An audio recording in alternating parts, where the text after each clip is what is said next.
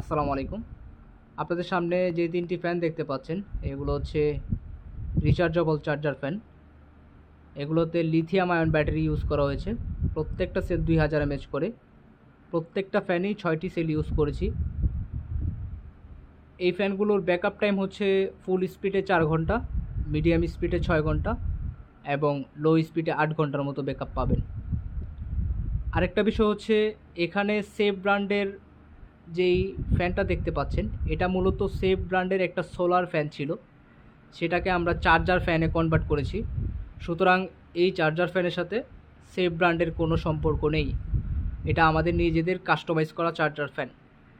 So আপনাদের যদি কারো এই ধরনের চার্জার ফ্যান প্রয়োজন পড়ে, আপনারা আমাদের কাছ থেকে অর্ডার করে নিতে পারেন, অথবা কাস্টমাইজ করে যে কোনো চার্জার ফ্যান বানিয়ে নিতে পারেন। ধন্যবাদ।